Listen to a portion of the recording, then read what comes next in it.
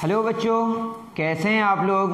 आशा करता हूं कि आप लोग बहुत अच्छे होंगे और बहुत अच्छी तरह आप अपनी पढ़ाई कर रहे होंगे।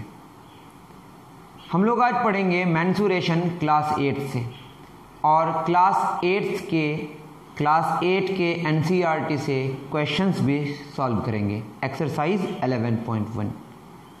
तो चलें शुरू करते हैं। मेंसुरेशन में हम लोग पढ़ेंगे पेरीमीटर और एरिया के बारे में। किसके बारे में बताएं? पेरीमीटर और एरिया के बारे में। पहली बात कि हम लोग किसके बारे में कौन से क्लास का पढ़ेंगे? क्लास 8 का। किसके बारे में पढ़ेंगे? Perimeter and area. और पेरीमीटर और एरिया जो हम लोग निकालेंगे, किसका निकालेंगे? क्लोज्ड फिगर का। किसका निकालेंगे बताएं? Of closed figure. और ये क्लोज्ड फिगर कैसा होगा? सिंपल होगा। कैसा होता है? जैसे आप देखें triangle is made of 3 sides. ये क्लोज्ड है और अगर ये एक दूसरे पे ओवरलैप कर जाए तो इसको बोलते हैं हम लोग कॉम्प्लेक्स फिगर। हम लोग कौन से फिगर की बात करेंगे? Simple figure. और इसको बोलते हैं 2 डायमेंशनल फिगर। जब हम लोग पेरीमीटर और एरिया की बात करेंगे, वैसे मेंसुरेशन में हम लोग वॉल्यूम की भी बात करेंगे, 3D फिगर की भी बात करेंगे, लेकिन आज हम लोग बस प्लेन फिगर की बात करेंगे। किसकी बात करेंगे? प्लेन फिगर की। जैसे इस बोर्ड में जो जो फिगर हम बना पाएंगे वो सारे के सारे प्लेन फिगर्स हैं। यहाँ पे हमारा एक ट्रायंगल है, एक ट्रायंगल यहाँ हो जाए, या सिलेंडर आप देखें वो 3D फिगर है। हम लोग कौन से फिगर की बात करेंगे? 2D figure. तो वी आर टॉकिंग टुडे, आज जो हम लोग बात करेंगे इसमें सिर्फ 2D फिगर्स की बात करेंगे। किसकी बात करेंगे? 2D फिगर्स, या इसको बोलेंगे प्लेन फिगर्स। वैसे आगे जाके हमें 3D फिगर्स की बात भी करनी है, बट आज हम लोग बस 2D फिगर्स की बात करेंगे। ठीक है, तो पेरीमीटर और एरिया के बारे में समझने की हम लोग कोशिश करते हैं। सबसे पहले जानेंगे क्या है पेरीमीटर। पेरीमीटर किसके लिए डिफाइंड है? क्लोज्ड फिगर के लिए। पेरीमीटर और एरिया की जो बात करेंगे तो पेरीमीटर किसके लिए डिफाइंड है? बस क्लोज्ड फिगर के लिए। तो चलिए शुरू करते हैं पेरीमीटर। सबसे पहले पढ़ेंगे हम लोग पेरीमीटर ऑफ रेक्टेंगल। क्या पढ़ेंगे बताएं? Perimeter of rectangle. बहुत सिंपल। कैसे क्या होगा? रेक्टेंगल क्या होता है? Rectangle is a plane figure made of 4 sides. इसको हम पॉलीगॉन कहते हैं। क्या कहते हैं? जो साइड से बने फिगर्स जो क्लोज्ड हों और सिंपल हों उसको हम पॉलीगॉन कहते हैं। तो रेक्टेंगल क्या है बताएं? Rectangle is a polygon made of 4 sides. और जो 4 साइड से बना पॉलीगॉन है उसको हम कहते हैं क्वाड्रिलेटरल। तो ये क्वाड्रिलेटरल का एक स्पेशल केस है जिसमें चारों एंगल कितना डिग्री का होता है? 90 डिग्री का। Polygon made of 4 sides whose all angles are of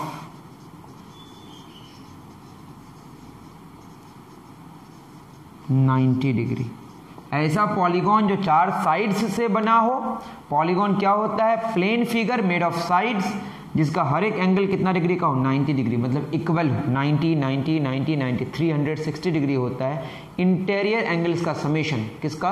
quadrilateral का। तो ये कौन सा क्वाड्रिलेटरल है? रेक्टेंगल वाला, जिसमें चारों साइड्स, जिसमें 4 साइड जो पॉलीगॉन है 4 साइड्स का, लेकिन चारों एंगल्स क्या होते हैं? बराबर। जब ऐसे केस में हम लोग जानेंगे ये पैरेललोग्राम होता है, दैट इज ऑपोजिट साइड्स भी बराबर होता है। ये लेंथ तो ये भी लेंथ, ये बी तो ये भी। एक को हम लेंथ कहते हैं और एक को ब्रेथ कहते हैं। तो बताएं इसको अगर हम क्या करें, ऐसे खोल दें पूरा का पूरा, तो इसका पूरा जो लेंथ होगा वो कितना होगा? The total length of the closed figure. ये हमारा क्लोज्ड फिगर है। इस क्लोज्ड फिगर का जो टोटल लेंथ होगा this is called perimeter. What is perimeter? The total length of the closed figure. Total length of the closed figure. तो याद रहे पेरीमीटर उसी के बारे में बात करेंगे, पेरीमीटर की बात उसी में कर सकते हैं जो कैसा फिगर हो, क्लोज्ड फिगर हो। The total length of the closed figure is called perimeter. इसका पेरीमीटर कैसे होगा, L प्लस B, 2L है और 2B है, तो क्या हो जाएगा 2L plus 2B, that is 2 common आ जाएगा, 2 इंटू L प्लस B। क्योंकि पेरीमीटर लेंथ है, पेरीमीटर क्या है, लेंथ, तो इसका यूनिट क्या होगा, अगर मैं यूनिट्स की बात करूं, यूनिट्स इसका मीटर होगा, सेंटीमीटर होगा, किलोमीटर होगा, फुट होगा, etc। चूंकि पेरीमीटर इज बेसिकली लेंथ है, बट किसके लेंथ की बात करेंगे, क्लोज्ड फिगर का जो लेंथ होगा उसको हम लोग कहेंगे पेरीमीटर। तो पेरीमीटर बेसिकली लेंथ है, बट कैसा लेंथ है, क्लोज्ड फिगर का लेंथ, उसको क्या कहेंगे, पेरीमीटर। तो बिल्कुल सिंपल सा फॉर्मूला है पेरीमीटर ऑफ रेक्टेंगल का, 2 इंटू L प्लस B, इसको आप याद कर लें। अब आते हैं हम लोग स्क्वायर में, इसको नोट डाउन करें।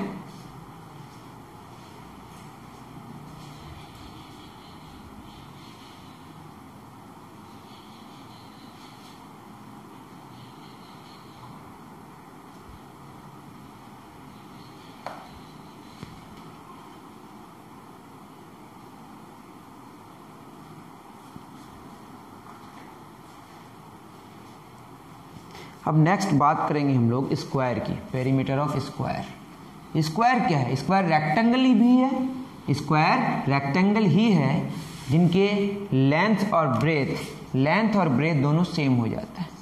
Perimeter of square. तो स्क्वायर के बारे में अगर आप जाने, स्क्वायर रेगुलर पॉलीगॉन है मेड ऑफ 4 साइड्स। रेगुलर का मतलब अगर ये A है तो ये भी A होगा, ये भी A होगा, ये भी A होगा, और इसमें भी चारों एंगल कितने डिग्री का होता है, 90 डिग्री का। तो बताइए इसका अगर हमको टोटल लेंथ निकालना पड़े तो A plus A plus A plus A क्या हो जाएगा बताएं, A plus A plus A plus A, तो कितने A, 4 इंटू A या 4 इंटू साइड हो गया, सिंपल सी बात है। वहाँ पे लेंथ और ब्रेथ अलग अलग होगा, यहाँ लेंथ और ब्रेथ सेम होगा जिसको मैंने A माना। तो पेरीमीटर ऑफ स्क्वायर का क्या फॉर्मूला हो गया, 4 इंटू साइड। पेरीमीटर बहुत इजी है, बस आपको चारों तरफ का लेंथ निकालना है। ऐसा ही फिगर होगा ये ज़रूरी नहीं है, जैसा ही फिगर होगा उस फिगर के चारों तरफ का लेंथ हम निकाल देंगे तो उसका वो निकल जाएगा पेरीमीटर। बट कौन से फिगर की बात हो रही है, क्लोज्ड फिगर की। तो पेरीमीटर ऑफ रेक्टेंगल निकाल लिए, पेरीमीटर ऑफ स्क्वायर कर लिए। एक इंपॉर्टेंट बात होती है पेरीमीटर ऑफ सर्कल। अगर आपको ट्रायंगल का निकालना पड़े तो ट्रायंगल के साइड्स का को क्या कर देंगे, जोड़ देंगे, बस उसका पेरीमीटर निकल जाएगा।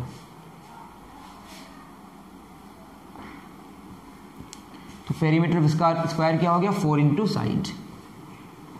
सर्कल का जो पेरीमीटर है उसको पेरीमीटर नहीं कह के इसको सरकमफेरेंस कहते हैं। तो थर्ड नंबर क्या होगा, सरकमफेरेंस ऑफ सर्कल। ये आपको अभी याद करना है। ये होता है 2 पाई r। क्या होता है ये, 2 पाई r। आपने देखा है सर्कल, सर्कल क्या होता है, सर्कल में एक फिक्स्ड पॉइंट लेते हैं, इस फिक्स्ड पॉइंट से सर्कल के किसी भी पॉइंट को आप मिलाएंगे तो उसका वैल्यू क्या होगा, सेम, जिसको हम लोग क्या बोलते हैं, रेडियस। बेसिकली क्या है ये, जैसे हम पॉलीगॉन बनाते हैं तो ये क्या है हमारा, दिस इज हेक्सागॉन। जब नंबर ऑफ साइड्स इनफिनाइट हो जाते हैं तो क्या बन जाता है, सर्कल। इसमें एक अलग डिस्कशन है, उसमें हम अभी डिस्कशन नहीं कर रहे हैं। बस इतना जाने कि सर्कल क्या होता है, सर्कल में एक फिक्स्ड पॉइंट लेते हैं, उस फिक्स्ड पॉइंट से सर्कल के किसी भी पॉइंट को मिलाएंगे तो वो सेम रहेगा, जिसका वैल्यू कितना, जिसको हम रेडियस कहते हैं, जिसको हम क्या कहते हैं, रेडियस। और पाई क्या है बताएं, पाई एक इर्रेशनल नंबर है। आप नंबर सिस्टम मेरा देख सकते हैं, नंबर सिस्टम्स अकबर क्लासेस, तो आपको मिल जाएगा। तो पाई के बारे में अगर जानना है तो पाई एक इर्रेशनल नंबर है। पाई कैसा नंबर है बताएं, इर्रेशनल नंबर। ये कैसा होता है, non terminating, non recurring decimal, non repeating decimal. ठीक है, तो पाई कैसा नंबर होता है? Irrational number. कैसा नंबर?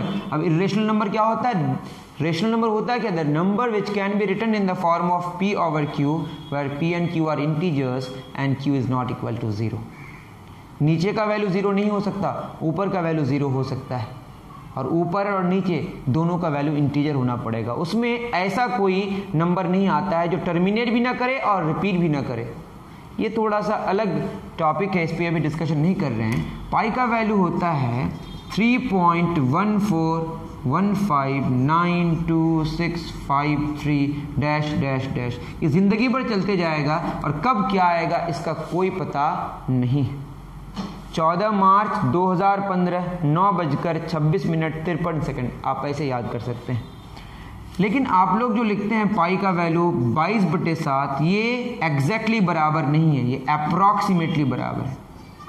जब आप 22/7 को सॉल्व करेंगे तो इसका वैल्यू आएगा 3.142857, फिर आएगा 142857, फिर क्या आएगा 142857। ये है आपका रिपीटिंग डेसिमल और एक ऐसा डेसिमल है नॉन रिपीटिंग डेसिमल, दोनों में फर्क। ये बराबर है, अप्रॉक्सीमेटली बराबर। उसी तरह पाई का वैल्यू कितना होता है? 3.14 भी लिखते हैं, ये भी अप्रॉक्सीमेटली बराबर है। 3.14 क्या होता है? 314/100। ये हो गया आपका टर्मिनेटिंग डेसिमल। एक ऐसा डेसिमल रुक गया पॉइंट के बाद जाके 2 डिजिट्स के बाद, ये टर्मिनेटिंग डेसिमल है। एक ऐसा डेसिमल है, बताएं, टर्मिनेटिंग डेसिमल। और ये क्या है? Repeating decimal. तो तीनों अलग अलग नंबर्स हैं, लेकिन अप्रॉक्सीमेटली तीनों बराबर है। क्योंकि 3.14 यहाँ पे भी है, 3.14 यहाँ पे भी है, 3.14 यहाँ पे भी है। तो पाई का वैल्यू एग्जैक्टली बराबर किसी का होता नहीं है, वो बस टर्मिनेट भी नहीं करता है और रिपीट भी नहीं करता है और चलते जाता है। तो आपको बस याद रखना है पाई एक स्पेशल नंबर है जो इर्रेशनल नंबर है। इसके बारे में अभी आपको ज़्यादा चर्चा करने की कोई ज़रूरत नहीं है। बस पाई के बारे में ख्याल में रखना है कि ये जो वैल्यूज़ हैं these are approximated value. Note down करें।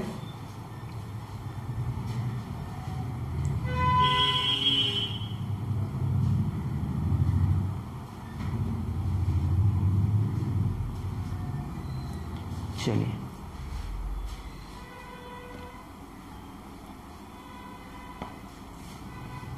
अब क्या होगा? अब सरकमफ्रेंस का मतलब हो गया कि उसका जो चारों तरफ का लेंथ है वो 2πr आएगा, आपको याद रखना है। और ऐसे भी लिख सकते हैं पाई इंटू 2r, और रेडियस का डबल क्या होता है? Diameter, πd। अब क्या होगा इस सर्कल को? ये तो बात हो गई किसकी? सरकमफ्रेंस की। तो सर्कल का जो चारों तरफ का लेंथ होगा वो क्या होगा आपका? 2πr। ये बात हो गई छोटी मोटी किसकी? पेरीमीटर की। और सर्कल में जो पेरीमीटर है उसका स्पेशल नाम है सरकमफरेंस। ठीक है, चलिए अब बात करेंगे एरिया की। किसकी बात करेंगे? एरिया की। Fourth, area of. वैसे बहुत सारी बातें करनी है, अभी जितनी जरूरत पड़ेगी उसी पे डिस्कशन करेंगे। Area of rectangle. रेक्टेंगल का एरिया जानने के लिए हम लोग क्या करेंगे? एक रेक्टेंगल बनाते हैं,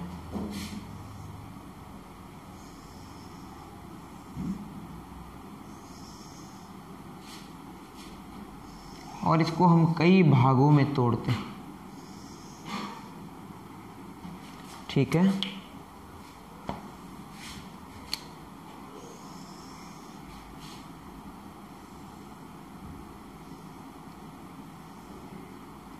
मानते हैं कि जो छोटे छोटे हैं ये छोटे छोटे स्क्वायर्स, छोटे छोटे क्या हैं? स्क्वायर्स। तो ये एक स्क्वायर है, जितने सारे स्क्वायर्स हैं all squares are identical.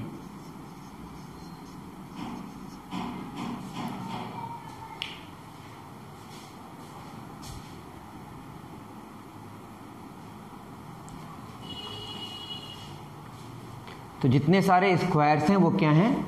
Identical है। तो स्क्वायर्स आइडेंटिकल हैं तो क्या होगा, स्क्वायर का मतलब, अब हम जो एरिया की बात करेंगे पहले ये समझ जाएं, ये जो चारों तरफ का लेंथ था, इस चारों तरफ के लेंथ को मेजर करें तो हमें पेरीमीटर मिलेगा। क्या मिलेगा, पेरीमीटर। फिर मैं कह रहा हूं ये जो लेंथ है बाहर का, ये कौन सा फिगर है, प्लेन फिगर है, प्लेन फिगर के चारों तरफ का लेंथ को मेजर करेंगे तो हमें पेरीमीटर मिलेगा। अब अंदर के बारे में जानेंगे तो हमें क्या मिलेगा, एरिया मिलेगा। और इसको मैंने कितने भागों में बांटा, 1 2 3 4 5 6 7, 21 भागों में। कितने स्क्वायर्स हैं, 21 स्क्वायर्स हैं। कितने स्क्वायर्स हैं, 21 स्क्वायर्स हैं। तो 21 स्क्वायर्स हैं इसमें, ठीक। और एक स्क्वायर का जो मैंने वैल्यू जाना वो 1 स्क्वायर यूनिट, ये आप समझेंगे अभी। 1 स्क्वायर यूनिट, 1 स्क्वायर यूनिट का मतलब ये है, इसको अगर मैं इसको जूम करके बनाऊं तो ये ऐसा है कुछ। ये छोटे छोटे स्क्वायर को मैं जूम किया, इसको क्या किया, जूम किया। जूम करने का मतलब थोड़ा बड़ा हो गया, तो अभी देख सकते हैं इसको अच्छे से। स्क्वायर है, 1 unit length, 1 unit breadth. Unit का मतलब यहाँ पे मीटर भी हो सकता है, सेंटीमीटर भी हो सकता है, किलोमीटर भी हो सकता है। मैंने 1 यूनिट लेंथ लिया और 1 यूनिट ब्रेथ लिया। ये जो अंदर जगह लिया, इस जगह के वैल्यू को हमने लिखा 1 square unit. 1 unit into 1 unit कितना होगा, ये बेसिकली क्या है बताएं, 1 यूनिट इंटू 1 यूनिट क्या हो जाएगा, 1 यूनिट स्क्वायर। यही मैंने लिखा हूं 1 स्क्वायर यूनिट। तो कितने सारे स्क्वायर यूनिट चाहिए, क्योंकि सारे के सारे क्या हैं, आइडेंटिकल। तो एरिया ऑफ रेक्टेंगल कितना हो जाएगा, 7। ये 1 यूनिट है, 1 unit 1 unit 1 unit 1 unit 1 unit 1 unit. इधर से भी क्या होगा, 1 1 1। तो कितना हो जाएगा, 21 स्क्वायर यूनिट। यूनिट स्क्वायर, तो 21 का मतलब क्या हो गया, 7 यूनिट इंटू 3 यूनिट। 7 यूनिट क्या है, लेंथ है। 3 यूनिट क्या है, ब्रेथ है। दैट इज क्या फॉर्मूला हुआ, लेंथ इंटू ब्रेथ। और यूनिट क्या हो गया इसका, मीटर इंटू मीटर, क्या होगा, मीटर स्क्वायर। इसके यूनिट्स भी अगर लें तो क्या होगा, मीटर पे power 2, metre into metre, metre square हो जाएगा, या सेंटीमीटर स्क्वायर ETC। तो हमने क्या देखा इस पूरे प्रोसेस से कि एरिया ऑफ रेक्टेंगल का क्या फॉर्मूला आया, लेंथ इंटू ब्रेथ। क्या आया, length into breadth. As simple, sorry बहुत ज़्यादा सिंपल, ठीक है। तो आराम से इसको नोट डाउन करें, फिर आगे बढ़ते हैं।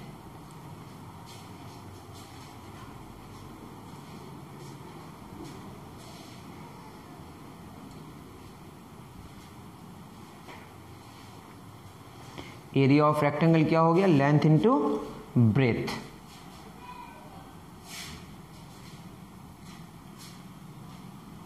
अब क्या जानेंगे, एरिया ऑफ स्क्वायर। स्क्वायर में क्या होगा, जितना लेंथ होगा उतना ही ब्रेथ होगा, तो अलग से बनाने की कोई जरूरत नहीं है।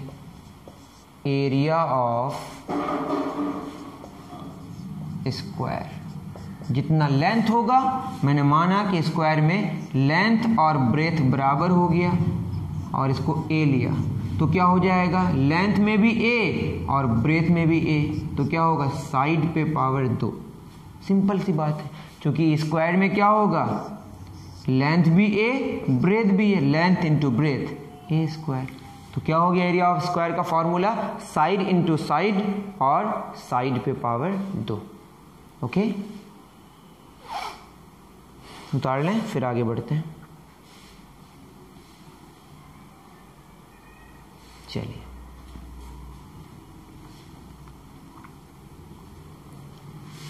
तो ये बात हो गई इसकी। नेक्स्ट बात होगी एरिया ऑफ सर्कल, जो बहुत इंपॉर्टेंट, जितना भी नंबर था देख लें, नंबरिंग दे दें। एरिया ऑफ सर्कल, ये बहुत इंपॉर्टेंट। ये कैसे निकलेगा, हमें पता है कि ये सर्कल है, क्या ये सर्कल। और सर्कल की अगर बात करें तो ये सर्कल को मैं बहुत सारे भागों में बांट सकता हूँ। मानता हूँ कि इसको मैंने 8 भागों में बांटा, और बेहतर तरीके से हम इसको 16 भागों में बांट सकते हैं, फिर 32 भागों में, चूँकि प्रॉब्लम हो जाएगा इसीलिए मैं इसको इतना ही मैं अभी बात कर रहा हूँ। मानता हूँ कि 1 2 3 4 5 6 7 8 भागों में मैंने बांटा। तो अब ये कैसा होगा बताएं। इसको मैं ऐसे लिख सकता हूँ, फर्स्ट भाग ये वाला है, उसके बाद सेकंड वाला मैं ऊपर ले लेता हूँ, ये थर्ड भाग और ये फोर्थ भाग, छोटा बड़ा हो जा रहा है। 5 6 7 8 कितने सारे भाग हो गए? 1 2 3 4 5 6 7 8। अब इस पर अगर हम गौर करें तो क्या मिलेगा? ये जो छोटे छोटे हैं ना, ये इनको आर्क्स कहते हैं। क्या कहते हैं इनको? आर्क्स। टोटल कितने आर्क्स हैं? अभी 1 2 3 8 आर्क्स हैं। अगर इसको मैं बहुत सारे भागों में बांटता तो लगभग ये ऐसा कुछ हो जाता। ये भी मैंने 8 भागों में बांटा है, 16 भागों में बांटता तो ये क्या होता? लगभग क्या बन जाता? थोड़ा थोड़ा ये एकदम स्ट्रेट लाइन दिखता। 32 भागों में और लगभग स्ट्रेट लाइन दिखता। बहुत ज़्यादा, जितने ज़्यादा भागों में बांटेंगे उतना ज़्यादा ये लगभग क्या दिखेगा? Straight line. और ये सीधा होने लगेगा। क्या होने लगेगा? तो ये ऐसा हो जाएगा और ये कुछ ऐसा हो जाएगा। तो ये अप्रॉक्सीमेटली क्या बन जाएगा बताएं? ये एक रेक्टेंगल बन जाएगा। क्या बन जाएगा? रेक्टेंगल। ये पूरा 1 2 3 4 जो 8 भाग हैं, इन 8 भागों का जो लेंथ है टोटल कितना? 2 पाई आर। टोटल कितना? 2 पाई आर। ऊपर कितना है? 1 2 3 4। नीचे कितना? 1 2 3 4। तो 2 पाई आर का क्या होगा? ये आधा होगा। कितना आएगा? पाई आर। और ये क्या है आपका? रेडियस। क्या है ये? रेडियस। तो क्या फॉर्मूला होगा? Length into breath. लेंथ कितना आएगा? पाई आर। और ब्रेथ कितना आएगा? आर। तो फॉर्मूला क्या बन गया? Pi are square. Area of circle का फॉर्मूला आपको यहां से समझ अगर आया तो अच्छी बात है, वरना आप याद कर लें कि area of circle is pi are square. क्या याद रख लेंगे? सर्कल का एरिया कितना होगा? Pi are square. बहुत सिंपल। करें नोट डाउन।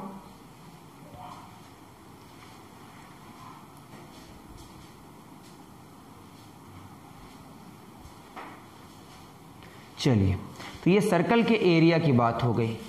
ठीक है, अब क्वेश्चंस करते हैं, एक्सरसाइज करेंगे तो बहुत सारे फंडा हमारा क्लियर होगा। क्या है एक्सरसाइज 11.1 में देखते हैं। एक्सरसाइज 11.1 अगर आपके पास है एनसीईआरटी का तो उसको खोल के बैठें। क्वेश्चन है A square and rectangle filled, a square and a rectangular filled, figure given है। एक स्क्वायर बना हुआ है,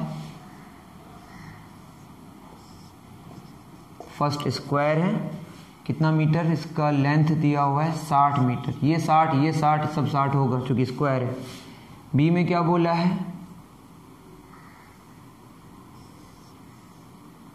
बी में रेक्टेंगल और इसका लेंथ दिया हुआ है 80 मीटर।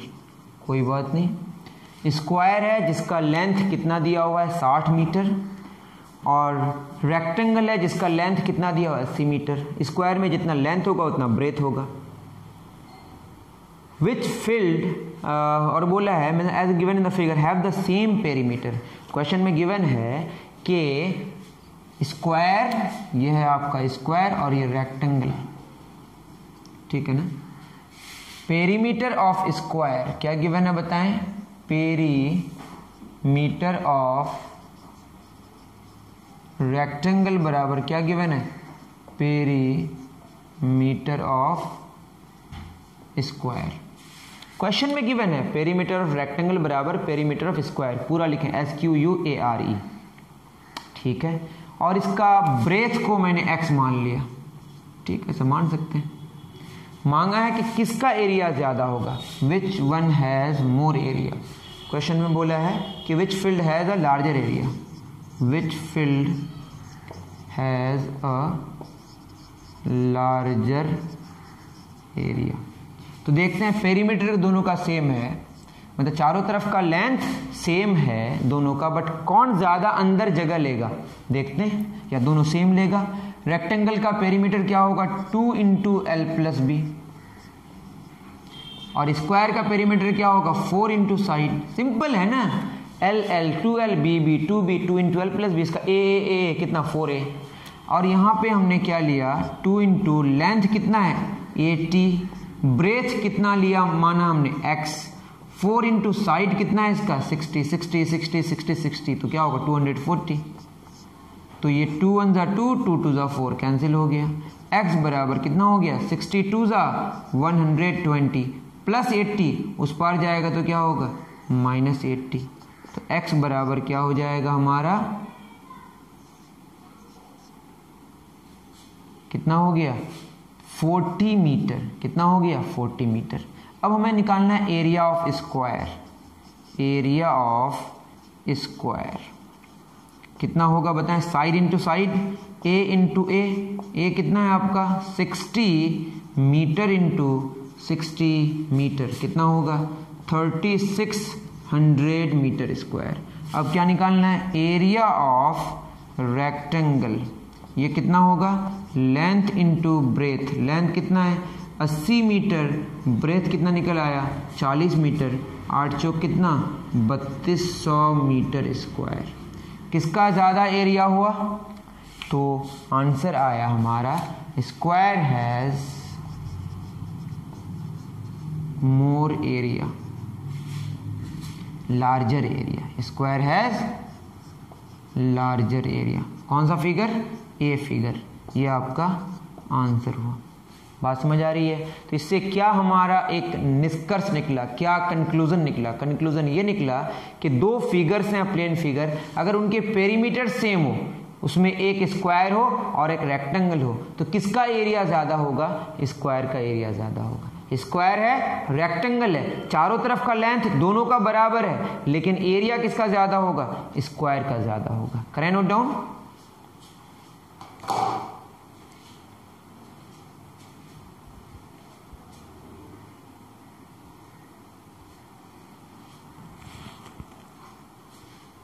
चलें आगे बढ़ते हैं।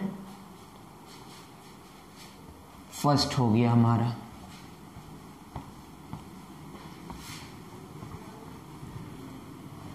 सेकंड क्वेश्चन क्या कहता है, सेकंड कहता है कि Mrs Kaushik has a square plot with the measurement as shown in the figure. एक फिगर गिवन है,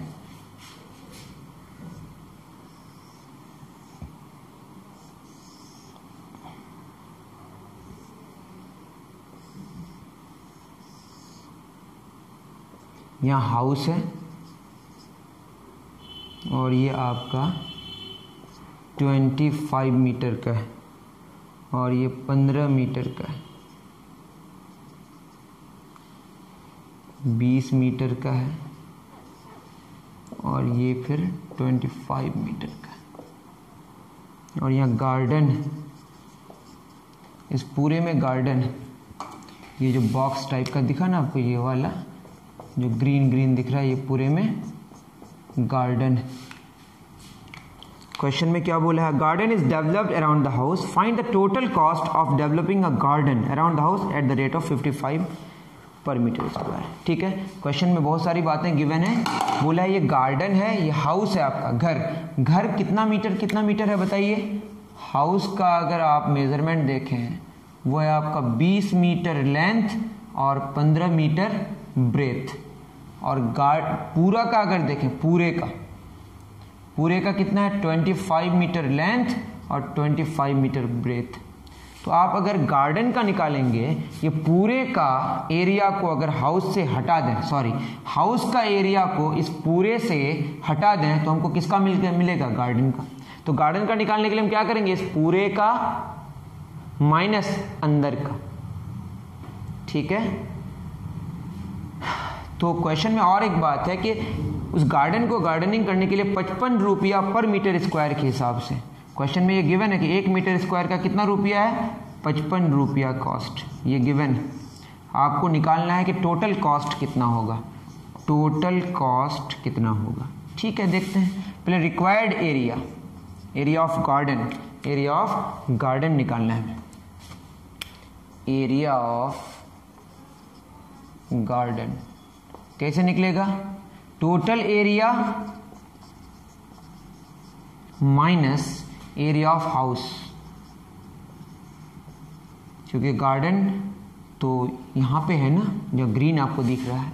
टोटल एरिया कितना होगा बताइए, 25 into 25, area of square 25 Guna 25, side into side, minus area of house 20 Guna 15, length into breath कितना होगा 20 गुना 15, कितना हो जाएगा 625 माइनस 300, कितना आ जाएगा 325 मीटर स्क्वायर।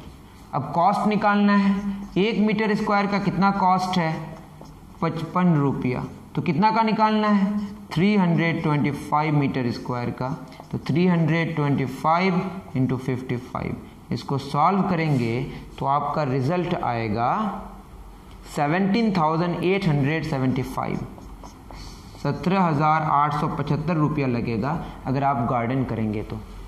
1 मीटर स्क्वायर का अगर 55 रुपया लग रहा है तो 325 मीटर स्क्वायर टोटल आपका गार्डन का एरिया होगा, उसके लिए कॉस्ट कितना आएगा 17,875। तो गार्डनिंग करने के लिए भी आपको ठीक से हिसाब किताब आनी चाहिए। करें नोट डाउन।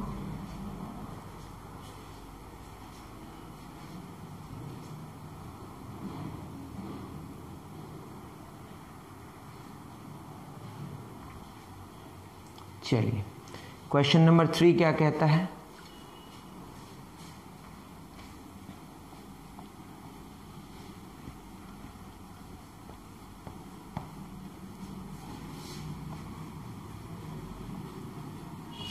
क्वेश्चन नंबर 3 कह रहा है कि the shape of a garden is rectangular in the middle and semicircular at the ends as shown in the figure. Find the area and perimeter of the garden.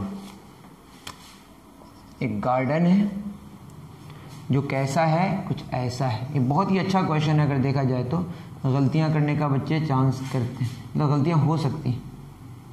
इधर भी semi circular है, इधर भी semi circular है, और ये कितना given है लेंथ 20 मीटर लेंथ है टोटल, और ये कितना है 7 metre. Find the area and perimeter of this garden का क्या निकालना है, एरिया और पेरीमीटर। ये आप देखेंगे सेमी सर्कुलर है, क्या है ये, और ये रेक्टेंगुलर है। मैंने पहले बोला था कि जब पेरीमीटर आप निकालेंगे तो पेरीमीटर में आपको बस चारों तरफ का लेंथ निकालना है, ये अंदर का नहीं निकालना। तो पेरीमीटर अगर निकालेंगे तो ये वाला होगा आपका सेमी सर्कल, ये होगा सेमी सर्कल, 2 सेमी सर्कल्स हैं। टोटल लेंथ क्या होता है सर्कल का 2 पाई आर, उसका आधा हो जाएगा 2 पाई आर बटे 2। तो इसका लेंथ कितना होगा, पहली बात कि इसका ये जो दिया हुआ ये क्या डायमीटर है, तो डायमीटर ऑफ सर्कल कितना है 7 मीटर, तो रेडियस उसका आधा होगा 7 बटे 2 मीटर। तो ये है आपका ये वाला जो है ये कितना है 7 बटे 2 मीटर।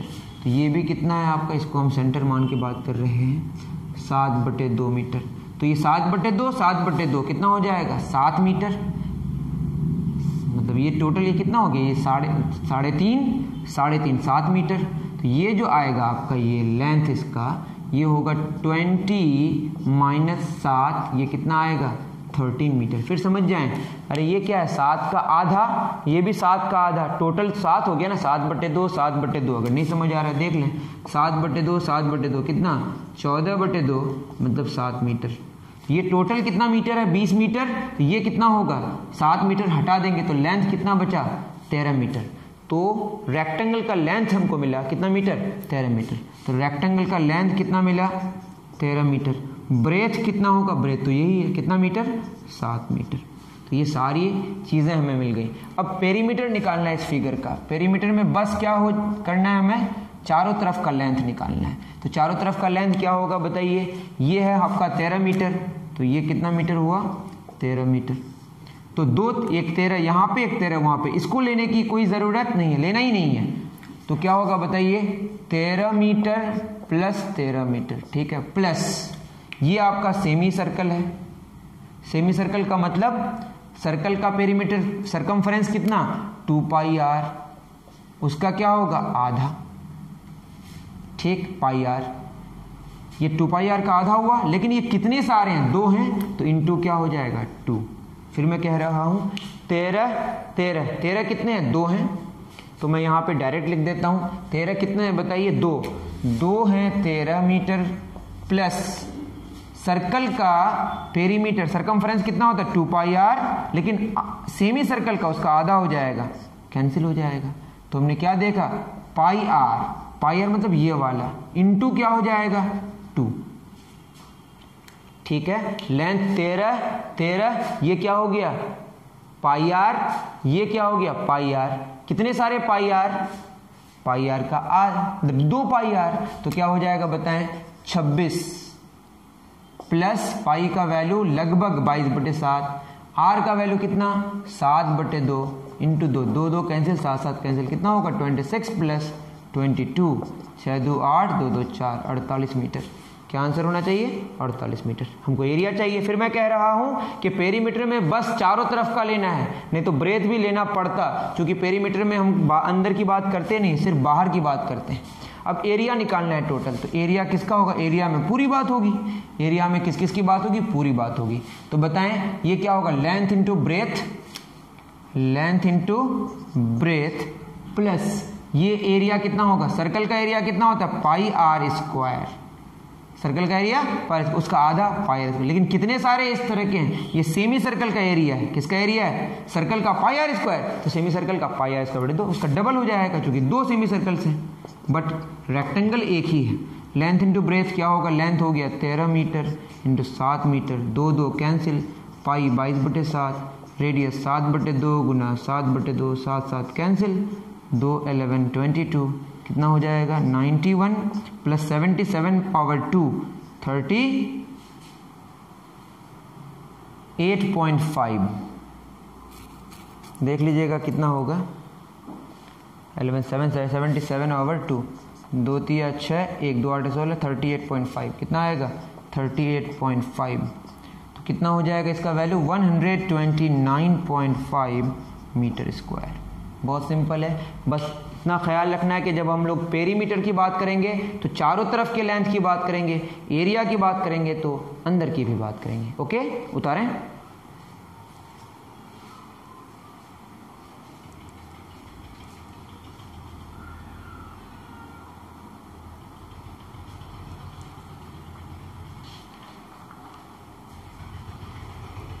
चलिए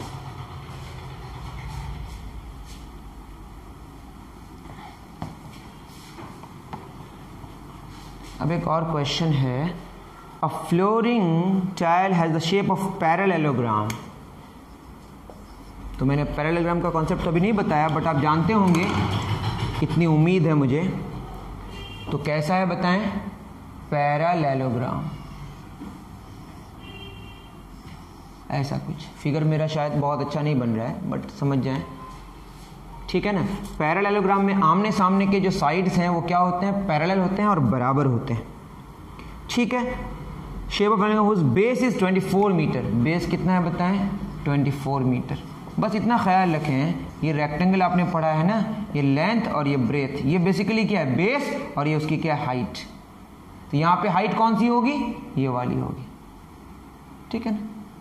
रेक्टेंगल में हाइट उसी के ऊपर होता है, और यहाँ पे जो हाइट होता है उसके अंदर होता है पैरेललोग्राम में, ठीक है। 24 मीटर का बेस है और 24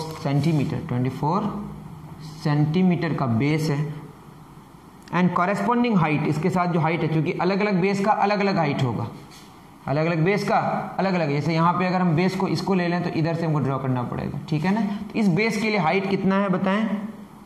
10 centimetre. How many such tiles are required to cover a floor of area 1080 metre square?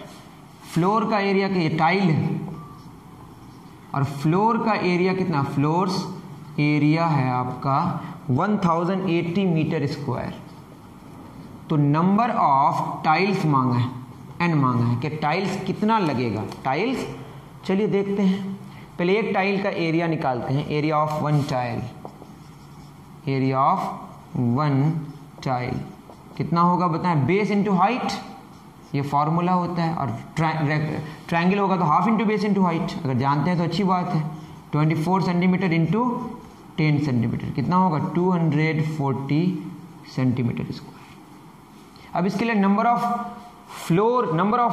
Number of tiles required to make a floor के लिए कोई फार्मूला बताते हैं। मैं फार्मूला नहीं बताऊंगा आपको, मैं यूनिटरी मेथड सिखाऊंगा कि 240 सेंटीमीटर स्क्वायर का जो एक टाइल है, मतलब 240 सेंटीमीटर स्क्वायर से कितना टाइल्स हैं बताएं, एक टाइल।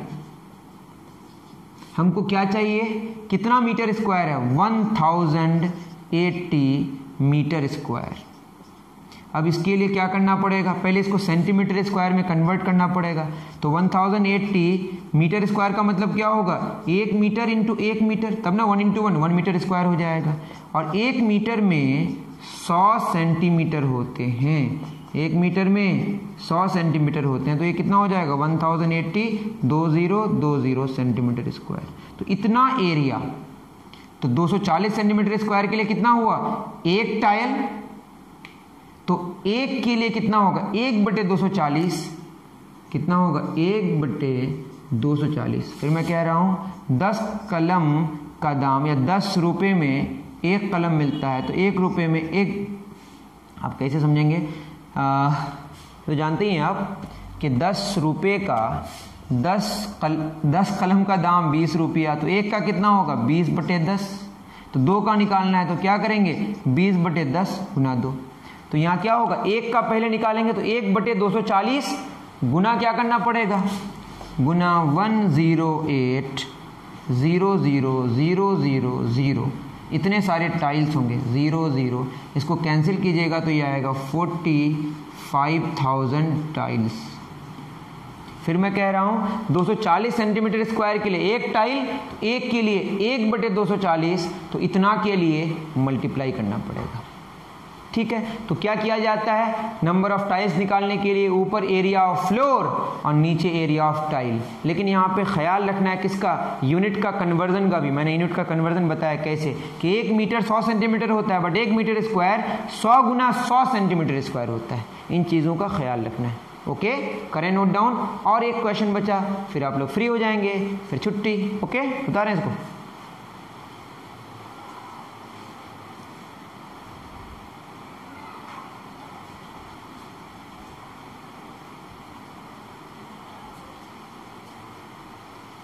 चलिए, लास्ट क्वेश्चन है। एक एंट है moving around a few food pieces. एक चींटी है, वो अलग अलग शेप में घूम रहा है। देखते हैं कैसा कैसा शेप है। क्वेश्चन नंबर 5, चींटी की बात हो रही है। किसकी बात हो रही है, चींटी की। नंबर ए, इस शेप में घूम रहा है, और क्वेश्चन में बोला है कि for which food piece would the ant have to take a longer round. ये जो चारों तरफ घूमेगा, कौन ऐसा शेप होगा जिसमें सबसे ज़्यादा चींटी डिस्टेंस कवर करेगा। देखते हैं, ये 2.8 मीटर गिवन सेंटीमीटर, ये इसका डायमीटर है। ठीक है, पूरा चक्कर कंप्लीट करता तो कितना होता, 2πr। तो आधा करेगा तो क्या होगा, πr। लेकिन ये भी तो कवर करेगा ना, तो इसमें जो डिस्टेंस कवर करेगा, डिस्टेंस कवर्ड कितना होगा इस केस में। पहली बात, ये जो करेगा ये कितना होगा, 2πr का आधा, πr प्लस कितना 2.8।